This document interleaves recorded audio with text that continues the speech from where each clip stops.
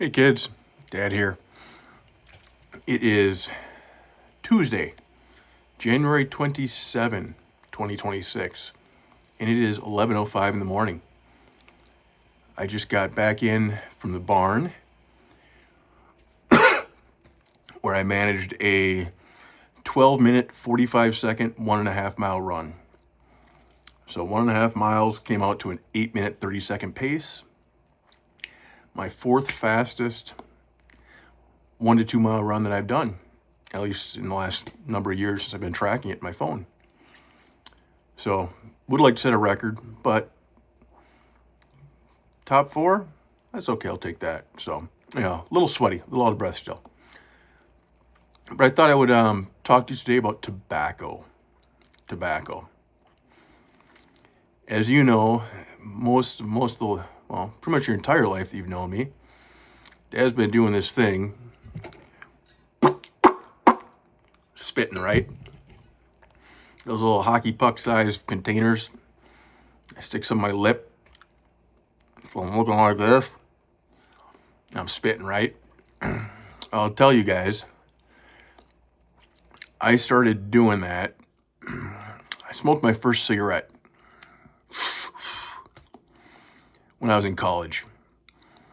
I was out at the bars drinking, having some beers when I was 21. And all the college kids thought they'd go to the bar and they'd smoke cigarettes, and they thought that was cool. And I tried one, and you know what? Kind of gives you a little buzz. Kind of makes your head a little tingly. Like, ooh, that's kind of nice, kind of refreshing. Kind of wakes you up a little bit. Feels kind of good. So I started doing that at 21. Out drinking. But the thing with tobacco, cigarettes, and other forms of tobacco, nicotine, is it's incredibly addictive. It's one of the most addictive chemicals in the world, nicotine.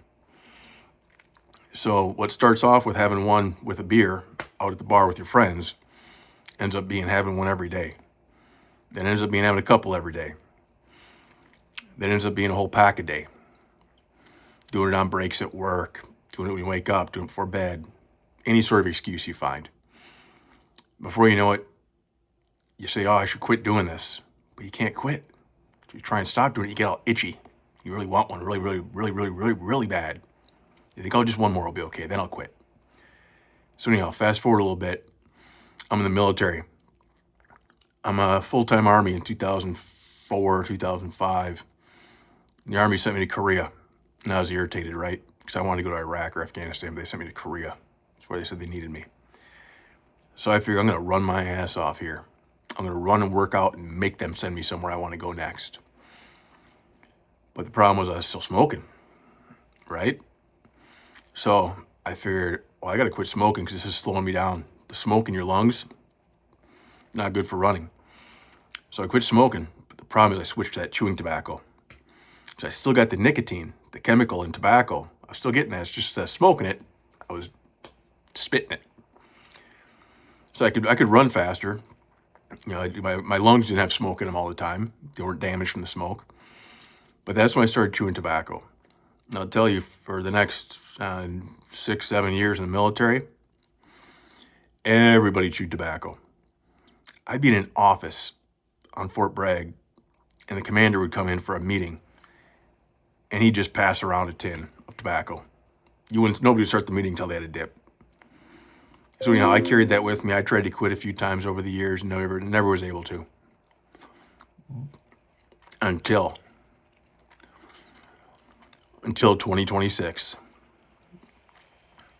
I'd quit for short periods of time previous in my life. Maybe a couple of days, maybe a week. I think the longest was maybe a month I went without it. But I told myself in 2025, my New Year's resolution was I'm not going to drink alcohol ever again. No beer, no wine, no mommy juice, nothing. I have done that. Last time I had a beer was with Drew, my best friend Drew, on December 16th, 2024. It's over a year ago now. So I kept that resolution in 2025. So 2026, I said no more tobacco. 44 years old, I got to quit this stuff. It's going to kill me. It's not cheap. So here's what I did. I went to the VA, went to my doctor. I said, I need to quit.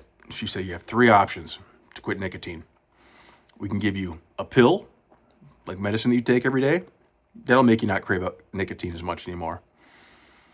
We're gonna give you a little patch, like a sticker. Put it on your skin. And then the nicotine goes in through your skin through that patch. Or she said, we can give you a gum. It's chewing gum. When you chew the gum, it releases nicotine. And I said, well, I've tried quitting before with patches, with pills, with gum. I was only able to quit for a little bit at a time. So why don't you give me all 3? Let's nuke this thing. Let's drop a nuclear bomb, boom, on this chewing tobacco. And she said, we could do that. I said, yes. So happy to tell you guys, I take 2 pills a day. I stick one of these patches on. In fact, I can, right there, every other day I put it on the other side of my chest. Just a little sticker. And right now, I'm chewing some Nicorette, which you kind of chew a couple times, and you kind of stick it in your lip, kind of corner of your mouth. That's gross. And I have not had tobacco in 2026. So, for better or for worse, I might live maybe 10, 15 years longer than I would have. They say that as long as you quit before age 40, your body fully 100% recovers. Well, I'm 44, so maybe my body would recover like 90, 95%. Still pretty good. So you guys will be stuck with me a lot longer. I might be around long to see you guys get married. See you guys have kids of your own. Make me a grandpa. But in the meantime, I want you to know I did this tobacco thing for over 20 years. And I was addicted. You guys know that. I couldn't go without it. But it's possible to quit. It is possible. You have to be determined. Then you ask your doctor, you say, what do I need to do? And then you do that thing they tell you. So nowadays they got these little vape pens. I don't know if you've heard of vaping. It's the dumbest thing ever. People take a little computer chip looking thing and they suck out of it, get some vapor stuff. It's actually a lighter for my candle, but that vaping stuff's popular with kids nowadays. Don't touch it. Don't touch it. I can promise you guys, tobacco is not worth it. What it does is it makes you cranky without it. It is not fun. You don't enjoy it. It just prevents you from being cranky. And I don't know about you, but I'm sure fed up and sick and done with needing to have tobacco just to not be cranky. I want to be not cranky without tobacco. So it gives you no benefit. But once you start doing it, you need to keep doing it or else you get cranky. Smart thing to do, just don't do it in the first place. If you do end up doing it at some point, come talk to me. We'll have a conversation. I can help you out at some point, give you some tips and tricks on how I was able to kick it after 20 years.